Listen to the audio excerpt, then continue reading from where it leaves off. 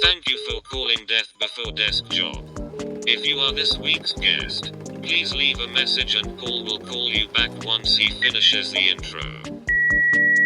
Hey, Paul, the puppy's in the crate. I'm ready for this podcast. I got a little time to chit chat and talk about some art and some inspiration. Let me know when you're ready. Oh, and it's Sam Rivera, just in case you couldn't tell by my voice. Hi, this is Paul. You're listening to Death Before Desk Job, a podcast geared towards creative people who are pursuing or who would like to be pursuing their creative endeavors to their heart's content. This week's guest is the incredibly talented Sam Rivera. She is a wildly versatile artist. She traverses mediums with great ease, and she has a wealth of worldly experience that I feel would be invaluable to our listeners. So that's why she's here this week. And in truth,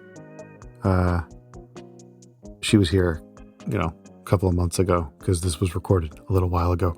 That puppy in the crate thing, that's not some weird, idiom or euphemism or anything. That's literally, she had a new puppy at the time, and the thing is probably a giant by now.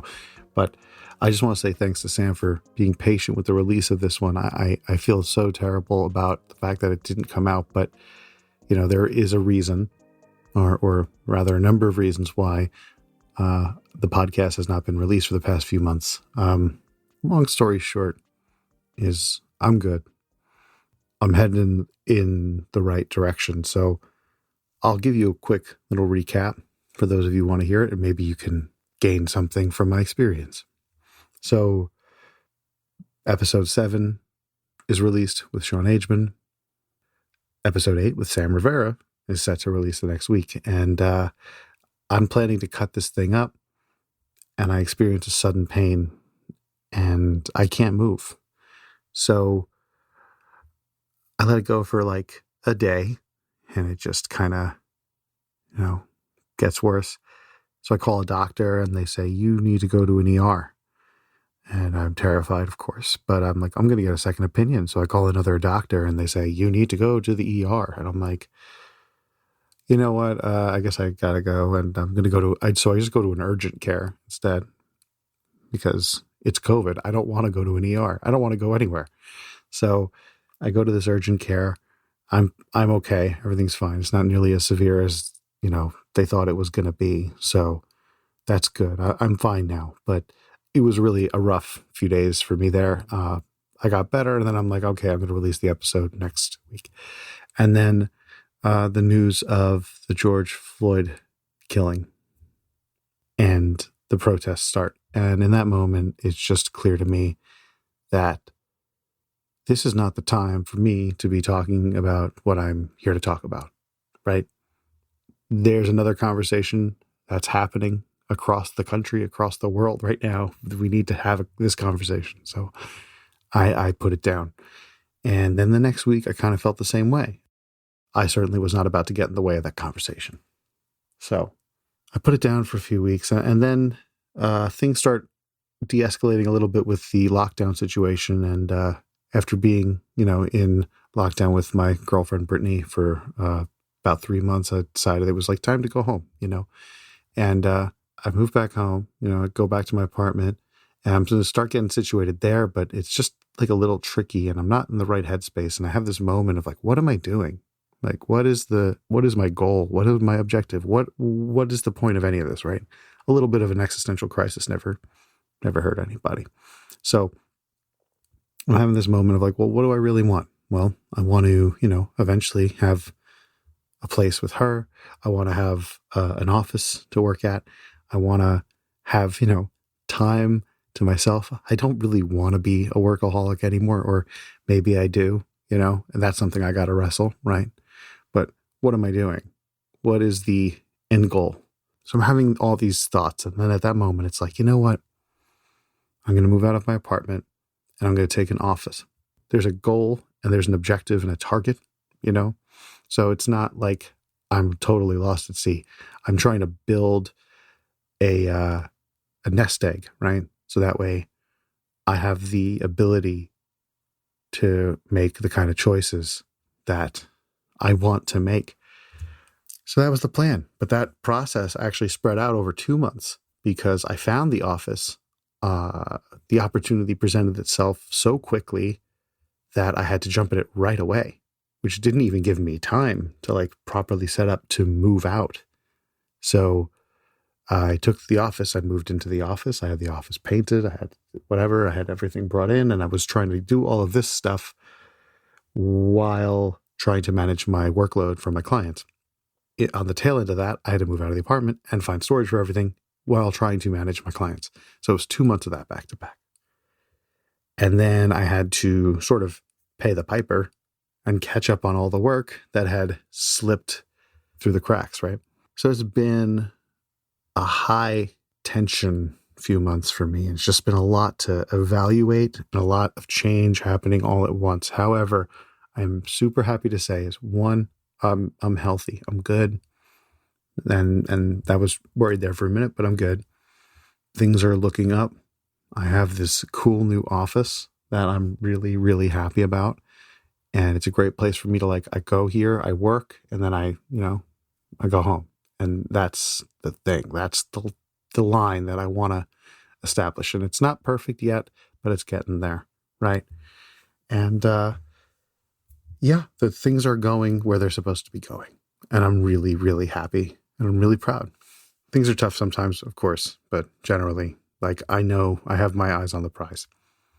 Unfortunately, the podcast had to take a breather, and that makes me sad, because I love doing it. But, one of the things I've learned is that if you're going to do something for yourself, you're going to have to make some tough calls, and sometimes it's going to be a sacrifice. And in this case, the podcast was sacrificed. And I thought, you know what? If it's worth doing, you'll come back to it. And it is worth doing, and I did come back to it. So I'm happy to be back. I did have to think about what all of this means for the future of the podcast and the future of my career and all this other stuff. But the meat and potatoes, or the, tofurkey and potatoes, would be, I want to keep doing this, and I'm passionate about it. Why walk away from something you're passionate about? Make the time, just make it work for you. So, hey, listen, if you want to support the show, go to deathbeforedeskjob.net. You can buy something from the shop. You can also support me on Patreon and support the show. If you're getting anything out of this show, then support me there. I'm floating the idea around of doing ad reads. So if there's something you want to push, you're dropping an album, putting out a book, want me to say a few words about it, I'll just do an ad read for you. Just, maybe that'll work. And I have some other ideas and other things. I have some new merch coming that I've got on the shelf. Something cool I'm very happy about, but I'll table that till next week because this one was a lot. Anyway, I don't want to waste any more time. I've waited enough time, several months, in fact, to share this interview with you. So here is my interview with Sam Rivera.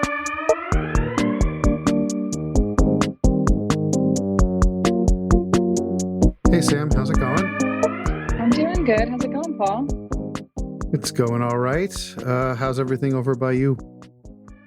It's going day by day, but there's a little bit of hope each day for better horizons for what's going on. I'm glad you feel that way. How's life with the new puppy? She's amazing. I honestly feel like I could not have gotten a better puppy. I saw a picture of her. She's adorable. She's a Boston Terrier, right? Yeah, she's a little 9-week-old Boston Terrier.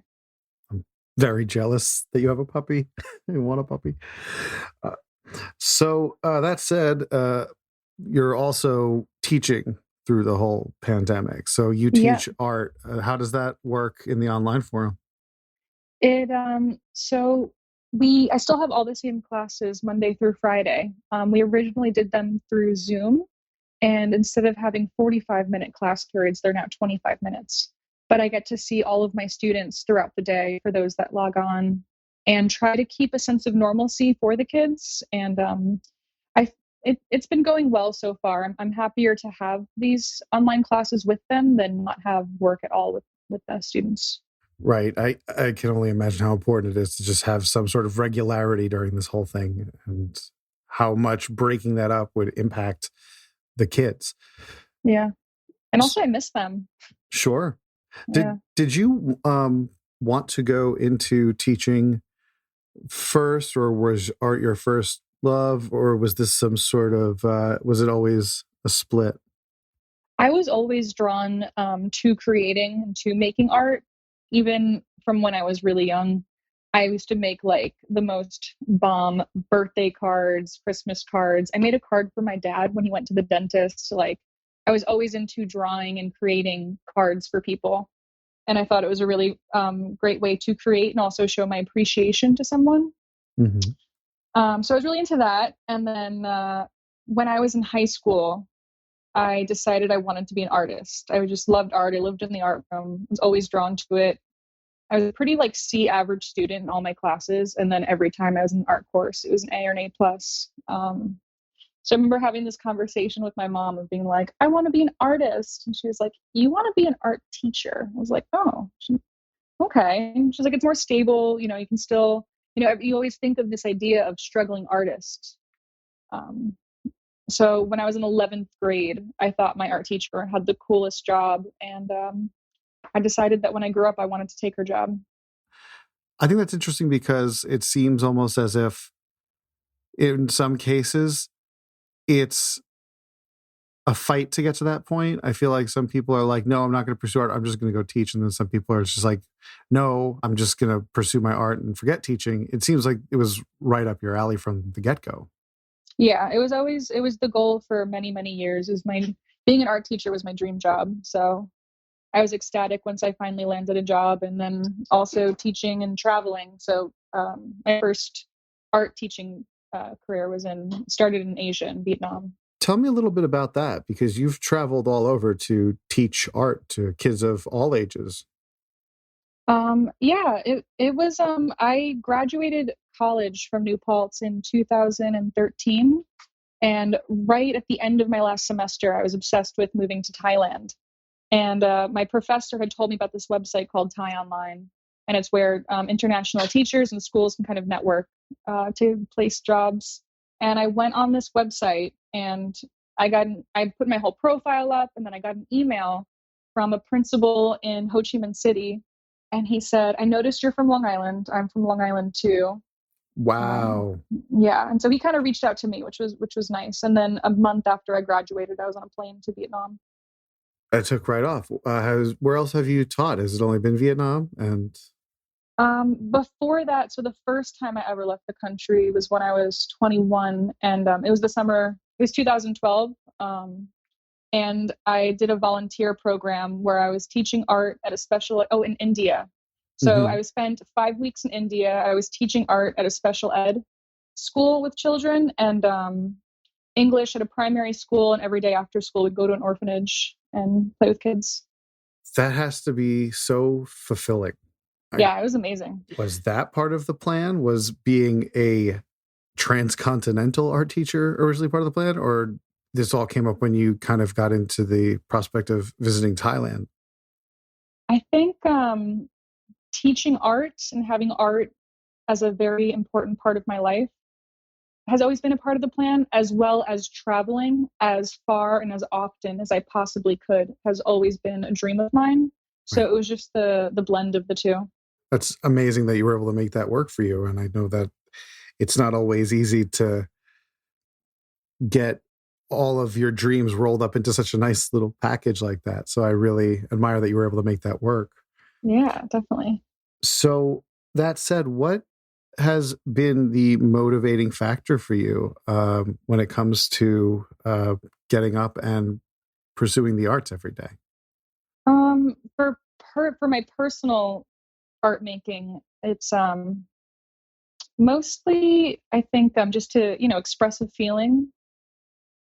I mean, that's a really good question. I'd say, yeah, to express a feeling, and just to get something out that's on your chest, or just express an idea in a different way. I feel like the act of making something with my hands has always been a very satisfying feeling. The act of creation. Right. I got into a conversation with somebody recently, and they are very different from me. And so it was a conversation of like, you are happy when you are idle, and I'm not happy ever, so I'm constantly making.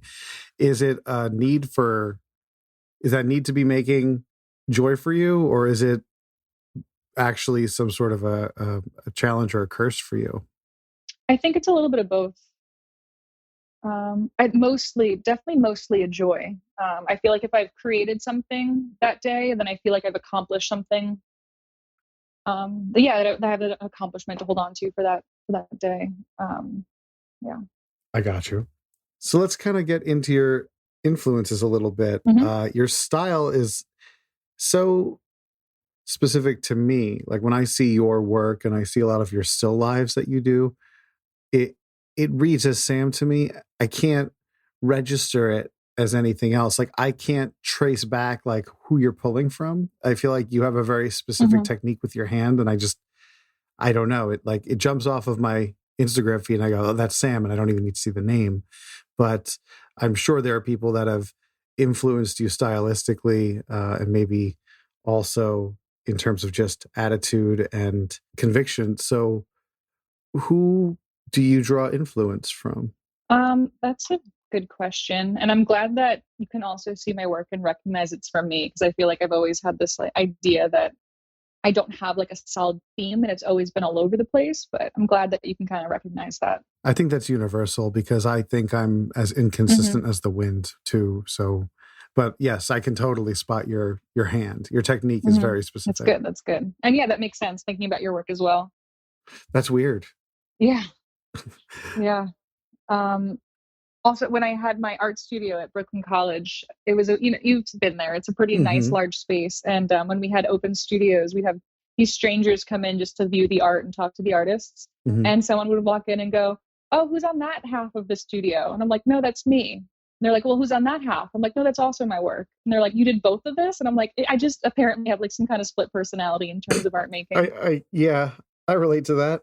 Now, so that's a gift though, and that's so important because not every emotion is the same, not every mood is the same. And I think even like greats, the greats, they have, especially when you think of like the most general example I can think of would be like Picasso, and we think of a very specific thing and it's like that's Picasso, but he was doing masterworks on napkins. Like he wasn't just this primitive cubist thing. That's not his only thing. It's just the thing we know him most for. It's become his trademark. But I mean, I'm sure if you looked around in that studio, there's so many different styles and techniques that were going on that you would never be able to associate the two. I think it just shows great strength. And I think those strengths play off each other. Oh, great. I love that way of looking at it. Yeah, for sure. So that said, who do you feel you draw from? Is there anyone in particular that like you look at and go, I'm taking that? Or is there anybody that you're like looking at and going, I'm coming for you? You know what I mean? I think it depends on which like art phase I'm in. What I'm drawn to in terms of art making of that time. I feel like it's not always even a person. Like I was obsessed with making art about insects for a while and made like the sculpture of the praying mantis, or I did a whole series on animals that were on the brink of extinction. So I think it draws, and then another series on places I've traveled to, drawn on their newspapers. In terms of people, I feel like there's just also, I mean, I'm fortunate enough to have gone to art school and constantly, like, I have so many artists that have been like crammed into my brain. Right. I love Yayoi Kusama. I don't know, I can't really see her artwork, like, her style in my work, but I think that I just like look at these different artists and admire so much what they make, but I don't know. Well, that would register as an influence to me, even if it doesn't translate into your work. It's like an ethics thing that influences you. She's a fascinating human being. She's amazing. I love her. I only know so much about her, so I can only say so much. But I've seen maybe one or two isolated documentaries about her, and I'm just captivated. Yeah, she's fascinating. When you're talking about the different phases that you go through, and you were on the insects for a while, and I remember that. I remember you had the girl power with the mantis eating the other mantis's head, which I love. and you had the Extinction series, which I remember very vividly and I love. Does the subject matter guide the medium, and is it a very explicit thing, or is it sort of just, if it does happen that way, is it organic? It's more organic for me. It's more of a learning process as I go. Um, yeah, I would love to say like I picked this specific canvas for this specific thing, and I think in some cases that is true. Right. But I remember when I was working on the endangered series for the animals, I had a professor walk into my studio, and she was like, "Why are you working on these canvases?" And I told her, I was like, "Those are the canvases that I have." And she was like, "Never say that again." She was like so offended that it wasn't like so methodically thought out. But at other times, you just have to work with what you got. I've never heard anybody give me any resistance in that regard. What was her point? Because I used to, they were on cheap like student canvases, and I'm in a, a hoity-toity MFA program, and these canvases are not, enough to display in the gallery. They were just kind of, she was a little, we don't have to go into her. Okay, yeah, we don't want to name names or anything. I'm sorry. I'm just curious because I've never heard that like somebody gets so particular over the canvas materials, but I am curious about that. I am curious about process and materials and stuff like that as well. So I've seen you get into printmaking. I've seen you get into obviously painting, and I've seen you try. I remember when I went to your studio and seeing all the stuff around you and just different things at work. It, it doesn't seem to me that there's like a specific process for everything you do, but I'd imagine there are little processes for each specific type of thing you're trying to do. And I'd imagine there's some sort of process for like how you're jogging the creative ideas around in your brain. So what processes exist for you and how sturdy are they? It all goes back to the sketchbook and just writing down every idea that comes to mind, of the subject matter, the material, sometimes even the color scheme. And I think that once you just kind of have this like mental vomit on the paper of everything you're thinking of, and you see all the words there, then you can kind of pick and choose what you want to take away and keep to make into the final piece. And that's only the first step. And then the second step is then once you actually sit down to create it, and then kind of feeling with your hands what works, what doesn't work, what materials would look best together. You do have an immaculate eye where you have the ability to like render photorealism in a way that I can't, and I struggle with. So that said, you know, the fact that you're saying like follow your hand, when you're in those early primitive sketching phases, if you're creating something organic, are you going based off of feel from your hand and your body, or are you working strictly off the eye? I feel like it's a cheap answer, but I gotta say both. That's okay. There's no cheap answers here. I mean, yeah, it also depends a lot on the material. Like I think if I'm doing sculpture, it's all feeling, and the eye is not as important on the actual object. But it depends on, I think, what the final goal is. If I want it to look like a realistic portrait of someone, then I'm going to be, right. It's all going to go a lot more from the eye compared to if I'm doing like a sketch of who knows what and seeing what happens as the sketch develops. Right. Well, speaking of portraits, I know you were doing a lot of wood slab work recently. You were doing portraits, and I'll let you talk a little bit more about that. Okay. So I feel fortunate enough to have had a few commissions come in of some portrait paintings, which always they feel like there's a lot of pressure when it's a painting of a person. And a few of the ones I've gotten were for family members that they had lost. They'd lost someone important to them, and they reached out to me to make the painting of this person to honor and put that painting in their home. And I feel like it really is an honor and a privilege when those people do reach out. The pressure's got to be incredible. It is. I can't imagine it. Because the buyer is going to put so much stock into what you're making to remember this person forever. And I said this to you before we got into the conversation on here in the screening, right? Where I said something like, any error you make could read as an insult very easily, and that person in a sensitive, grieving state might take more offense to it. is this a service that just came about where you were doing these portraits of, again, deceased loved ones? It just sort of happened, and how did that pan out for you? Yeah, it just sort of happened. I have some friends and family members who've seen my work, and they knew that they wanted a portrait painting and reached out to me. But it does lend a lot of pressure in terms of like, if they receive it and they're like, that's not their eyes or their nose or their hair or their smile. And you just really want to capture it to the best of your ability. Have you been, well, I was about to ask the question, have you been successful at this? And I'm going to say, yes, you have, because clearly you've been doing it. But have you always been batting 1,000 in this department? And have you ever had the challenges of misrepresenting the person? And how has that gone? Thank goodness, no. I haven't had a very vast number of paintings for deceased loved ones. It's been a very small number. And I think that if the painting did come out poorly, I would completely scrap it and start it from scratch. And if that happened and I still couldn't get it right, I would return the money and say, like, it's not possible.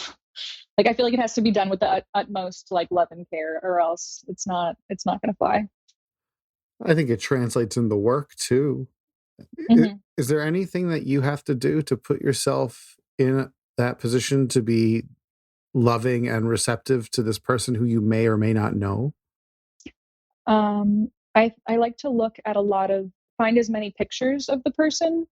So if I'll get like a photo reference of maybe like 1 to 3 photos and to pick from them. So I'll try to do my best to pick that photo that would have the best contrast, the best composition on the wood slab. And then after that, I'll do my own research to honestly find as many photos of that person so that I can kind of capture, like, see all angles of them, get a better view of their eye color. If there's anything about their hair, the way their hair falls, that's particular to them. Is there anything that you have to draw on from your personal experience that emotionally gets you in touch with the gravity of the thing you're working on? I think it might sound cheesy, but I think it's just having love and compassion for the family or the friends that are reaching out to me, or for the person who I'm making that painting of, or whatever the occasion is. Because they're not all paintings of people who have gone deceased. I've also made a few wedding portraits as well. So sure. I think it's just trying to capture. I have to have like a sit down and total, like, I have to be in the zone sometimes to sit down and make something successful. Mm-hmm. So I think it's really being in the right headspace, feeling mentally prepared to get started and to sit for multiple hours and not be distracted and really work to the best of my ability.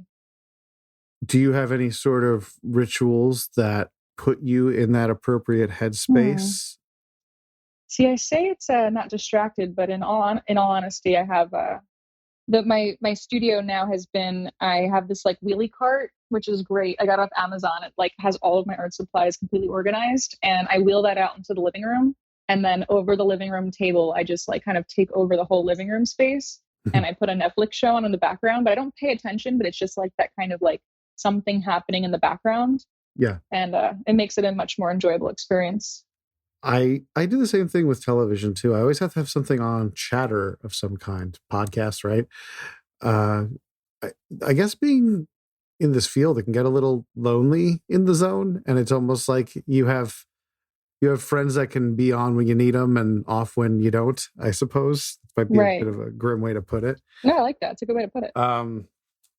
But yeah, okay. So it's really just kind of tuning out and just watching some TV and getting in the zone and again, taking over the space a little bit. That's tuning out cool. And zoning in. Nice. Is that, does that vibe well with, I'm sorry, you live with Mike, right? Yes, we do. Is Mike an artist as well, or what does he do? I'm just curious. He's a motion graphics artist. Yeah. Okay.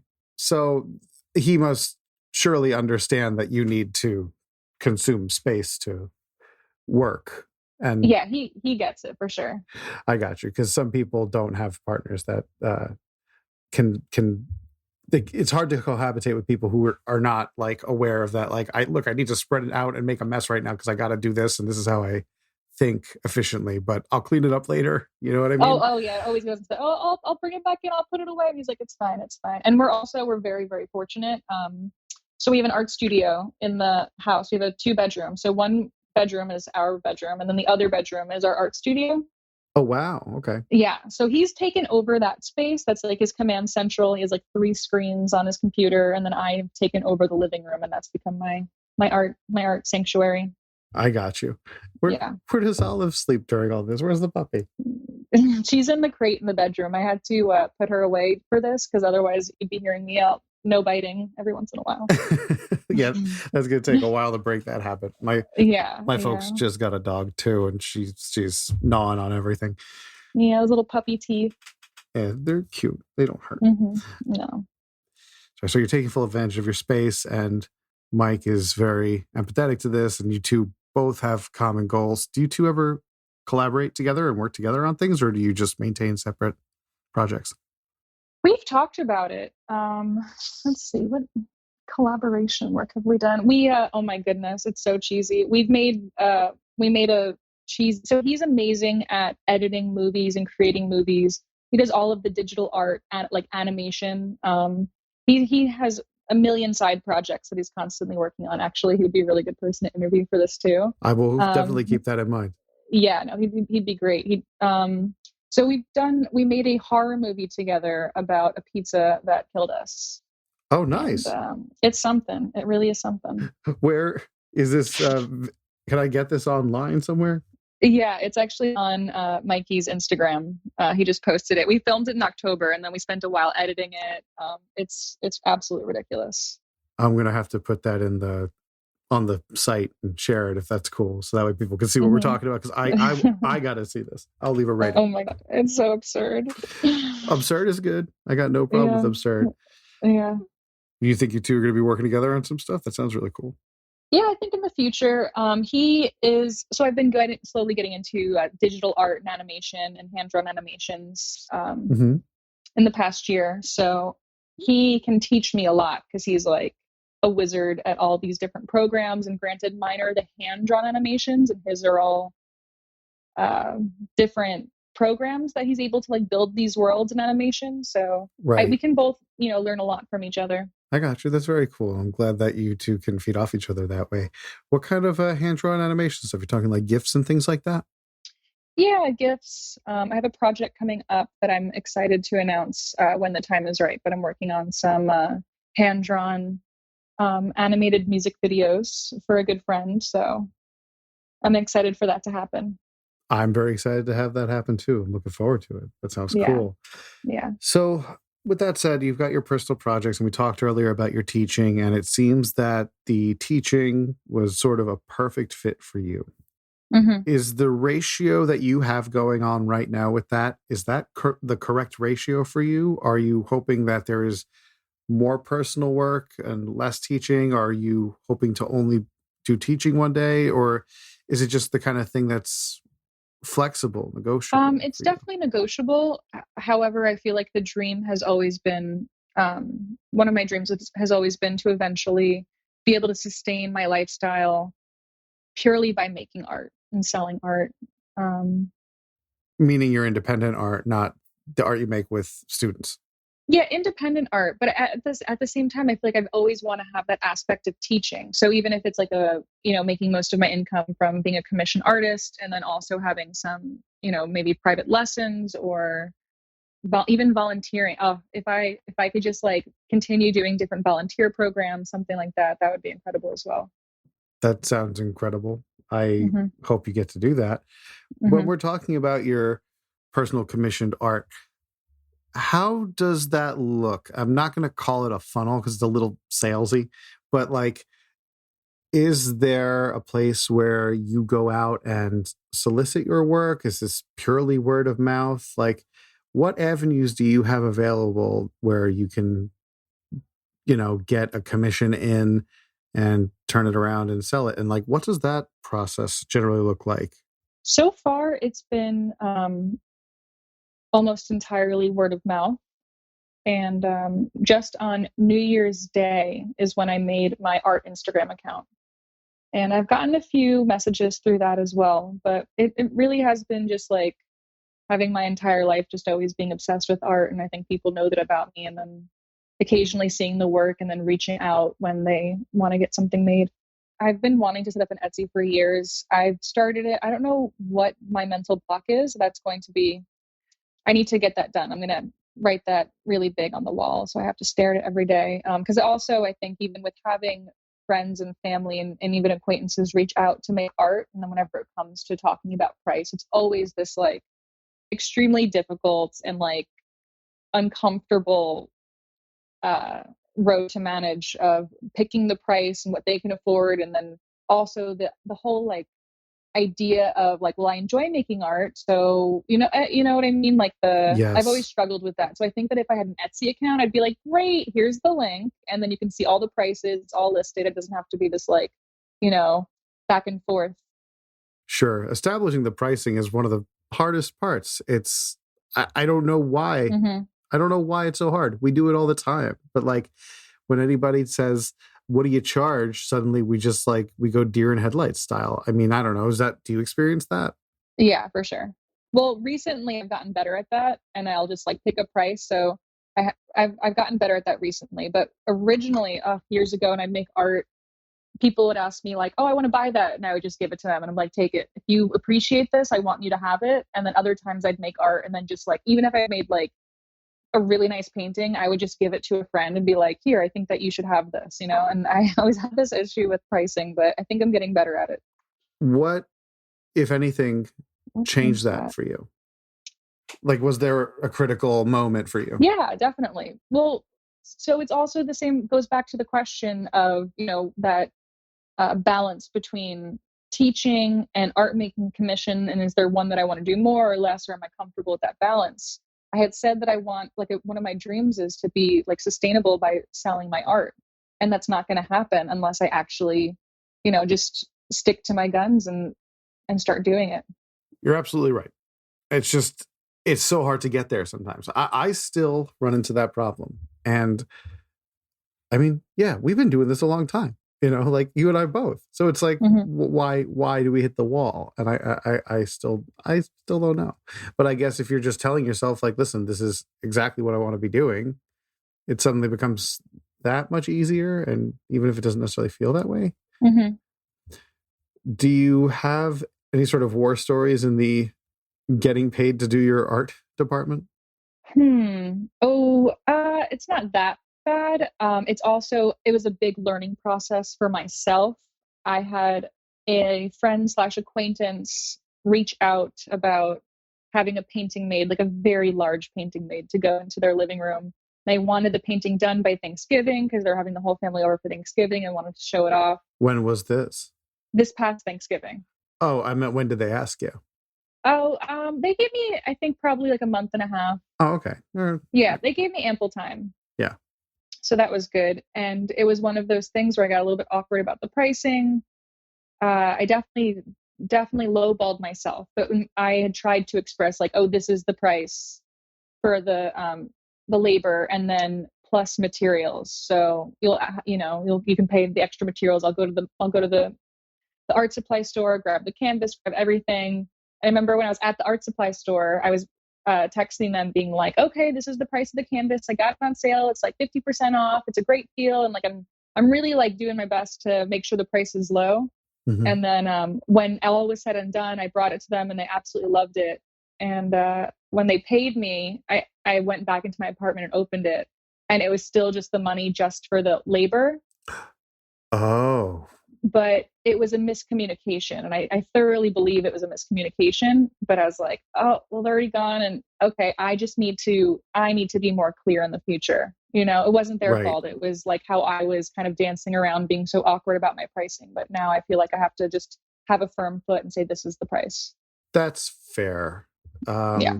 And that of all of the things that could have happened to you, that does not sound terrible. It sounds like the person respected you and tried to at least do the right thing, but give them the benefit of the doubt, obviously. Mm-hmm. One of the things that somebody told me was Actually, I'm sorry, nobody told me this.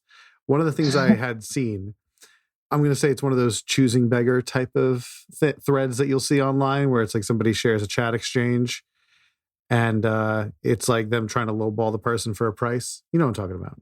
Yeah. So it was somebody who said, I want this blanket and the blanket costs this much. And the person flips out. It's like, I can buy it on Walmart for $20. Mm-hmm. And it was one of those things where the person who is being asked to do this is totally standing their ground in a really respectful way. And they say like, well, I'm going to go get it. I'm going to get this. It's going to be this yarn, which costs this much or whatever. And the guy goes, well, just get it on sale. And then the person goes, oh, of course I'm getting it on sale. You're not getting it on sale, you know? And so I was at that point, I actually went, oh, that's one of those small little opportunities that I found in there where it's like, why would I give that person the sale price? That's like your gift to you. Do you know what I mean? Right. Obviously, the person you're talking to is your friend. I'm not suggesting you take advantage of your friend, and if it feels right to do it that way, then do it. But what a general practice with like just general consumer X, you know? Right. Anyway, all of that said, you brought up the fact that like the miscommunication. Do you do like any sort of like invoicing and stuff like that right now? Or is it mostly you're just, when you say be more clear, you mean it's just very direct in the messaging? Yeah. So I definitely would say just to be more direct. And that was like a lesson. I had kind of learned that one the hard way. And then even after they had left, I was like, I'm not going to, hit them up. This was like a learning lesson for myself to be more clear. So you just took the heat on that one. All right. Yeah, for sure. Yeah. How'd that painting turn out though? Was it good? I think it came out great. It was my first commissioned abstract painting. Oh, really? Yes. It was a lot of hanging it on the wall and stepping back and turning it around a million times and staring at it and being like, I know it's not, it was challenging for me because I'm so used to making things that are representational of a person or an animal or an insect or an object. And then now I'm being asked to make this abstract painting and given a color palette. That was definitely different. Yeah. So I'm imagining there's a lot to consider when working in the abstract versus doing something that is clearly focused around a recognizable object. Right.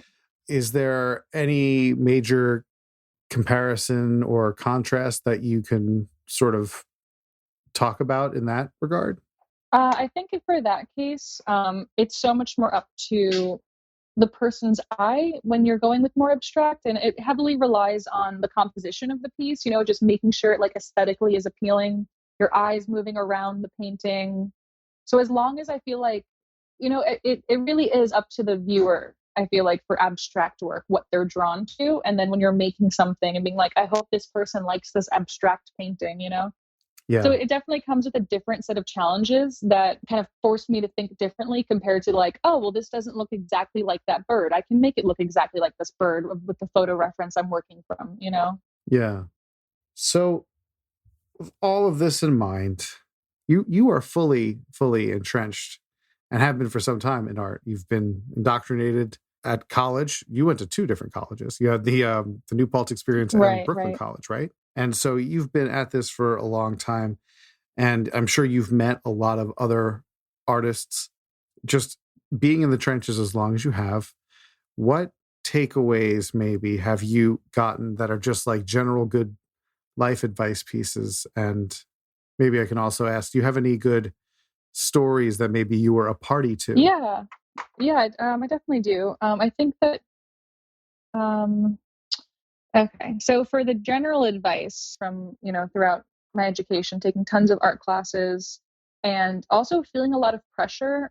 So during my master's, there was a lot of pressure to make art with meaning. And I felt like every art piece I made had to like have this intense theory or concept behind it. And it can be very like debilitating thinking about that. So one of the biggest takeaways I got from that was just to create art about what you want to look at. That kind of helped me a lot because I'd get so like overwhelmed thinking like, oh, I have a thesis show coming up. What is it going to be? And then when you stop thinking about what is expected of you or what that bar is, and you kind of tap into what you're personally interested in, when you make art that comes from a personal place, it translates as so much more authentic than anything else. Yes. That's something I deal with a little bit now. I know like there's I'm almost at the point where it's like I do so much work for other people. When it comes down to like, what's the work you want to make? I'm blank and I don't know. And I get into that head. I get into the head of what's the big idea, and I can't see the forest for the trees anymore. You know, so that's a really good piece of advice. I'm going to try to put that into practice this week. Yeah. Making art about things that you're interested in, also just something you want to look at, I think really helped me. It's like if I were to have to like look at this piece of artwork that I've made all the time, what do I legitimately want to look at? And I think that helped as well. I like that. Yeah. The other thing is if you have an idea that you're excited about, something that's like getting your creative juices flowing and you're looking forward to making a project, do not let anyone stop you, regardless of what status that professor is or peer or person, whoever it may be. Don't let them stop you if you have something that you want to create that you're looking forward to, because that's definitely happened. And then, I still reflect back on it. I'm like, dang, I should have just like continued to go with that and not have let like someone else's words get in the way. The 3 years that I was living in Asia, I had this idea that when I was traveling to different countries, I wanted to collect newspaper from the countries I was, visiting. And I took a ton of photographs. And then I found out I was getting into the master's program at Brooklyn College. I was so excited. And I was like, okay, I love charcoal. I love the way charcoal looks on newspaper. I've done a few studies with it. I started making these drawings with charcoal or pastels, inks on the newspaper of memories that I had in those countries. So a fish market in China, I would hold on to that Chinese newspaper that I brought back with me and make that artwork on there.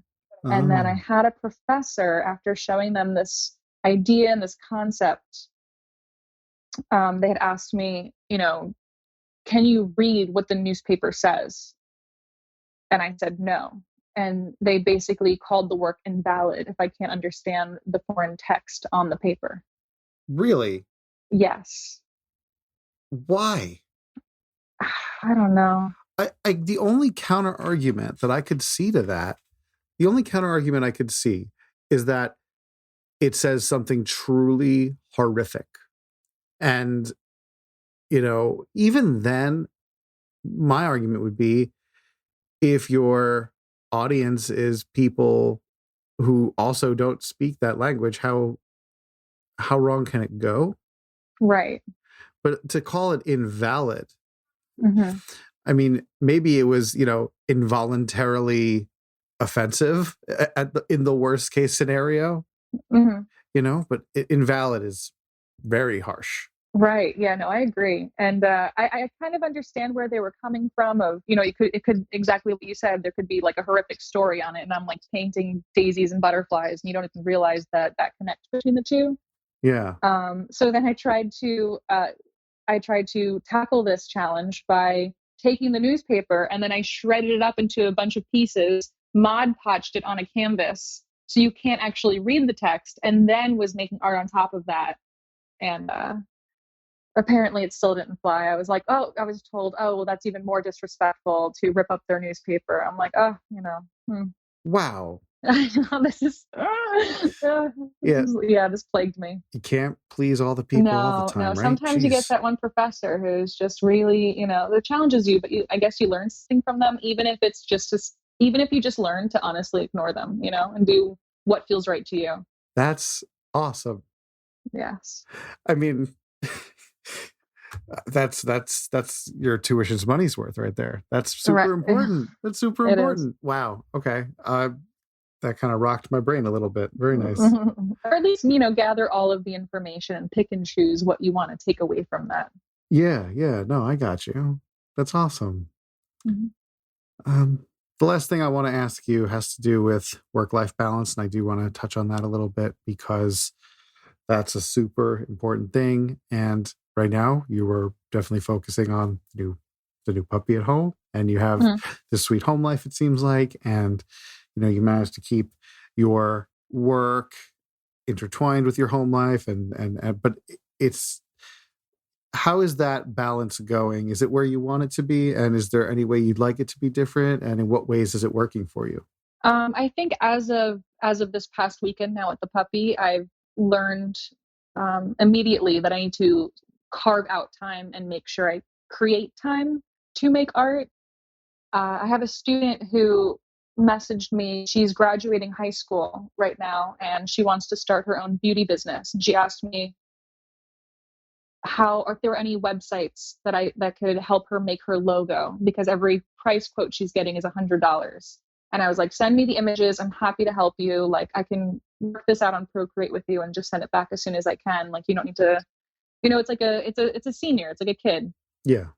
And also dear to me because it's a student at my school. And I told her that on Friday, and then I picked up the puppy on Friday night, and I'm like, oh my goodness, I feel like I'm just spending 10 hours a day staring at this adorable little creature. But I think that I need to definitely make a schedule where if it's crate when she's in the crate or after she goes to bed, something like that, can carve out that time to continue to make work. So really establishing a hard schedule and kind of honoring that is important to you. Yeah, trying my best to honor that, It's something I struggle with. So, I mean, yeah, I'll try to take your advice on that. Oof, I mean, I struggle with it too. Yeah, just let me know when you put the puppy in the crate, and then I know that's when it's time for me to start work over here. Oh, there you go. I like that. It's like, yeah, I go operate on Olive Standard Time, I guess. Ooh, Olive art making time. Very nice. It's the universal timekeeping. Yeah, I like the idea of you going, oh, well, Olive's in the crate. I guess I got to get to it. All right, Sam, I really don't have much else to ask. Is there anything else you might want to add?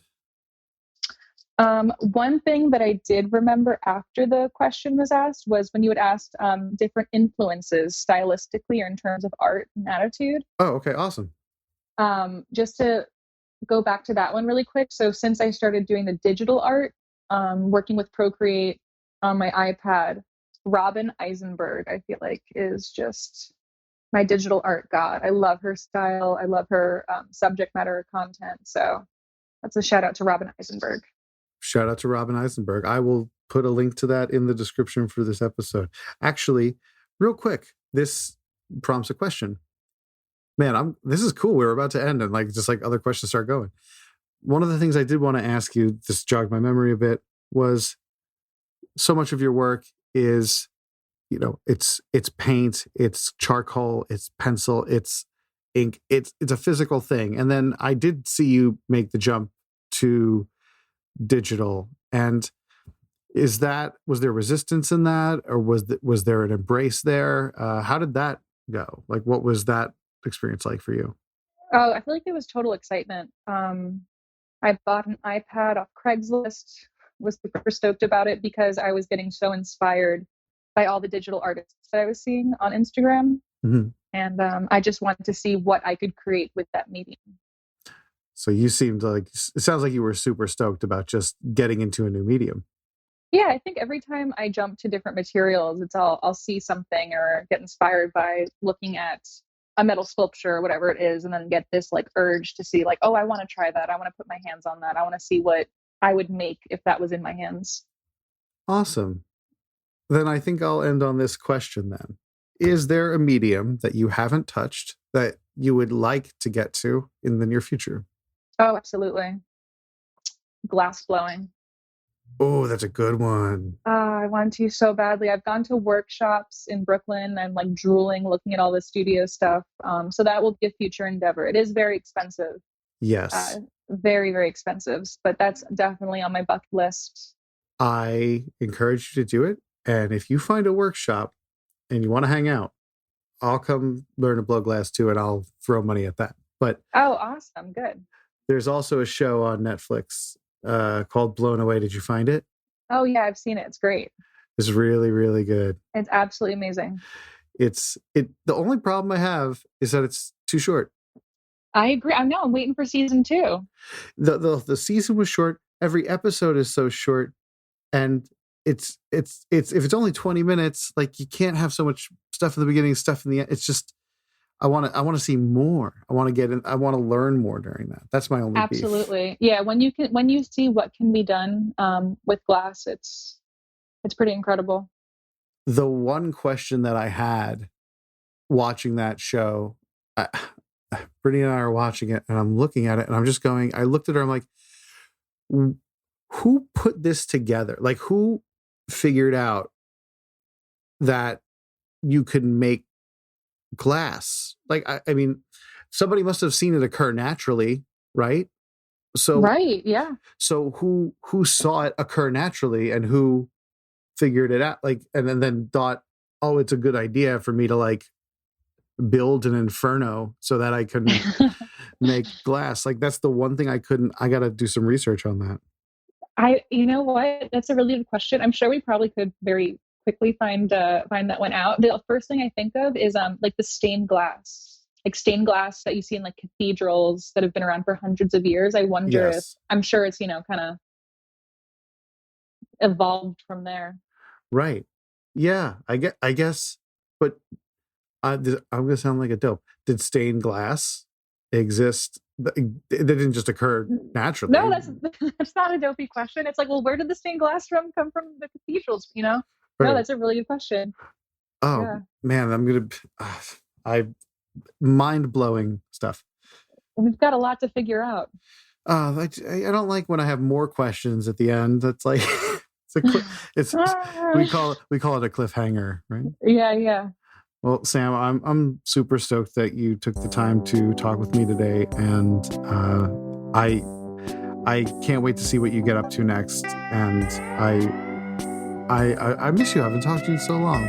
I know, it's been too long. I know. Thank you so much for reaching out to do this. This has been absolutely great, and it's been nice to hear your voice. I miss you as well. Oh, thanks. It's been an honor having you. I'll talk to you soon. Okay. Okay. I look forward to our future glass blowing classes. I'm sure they got something in one of those learning annex papers in the city or whatever, right? Yeah. All right. Keep me posted. I'll talk to you soon. All right. Bye, Paul. Bye. That's all. Thank you, Sam, for taking the time to talk to me. Thank you for being patient for the release, and that applies to you, too, the listening audience. If you want to see more of what Sam has to offer, and I'm certain that you do, you're going to want to go to samriveraart.com. Find her on Instagram at samrivera_art. And I included a couple of things in the show notes on the website. References to the horror movie she made with Mike about pizza, as well as the artist Robin Eisenberg that she alluded to. Guys, I just want to say thanks again for sticking this out with me. It's been an interesting ride the past few months, but I'm happy to be back. And I just miss doing this so much. But it won't be long. I'll talk to you next week.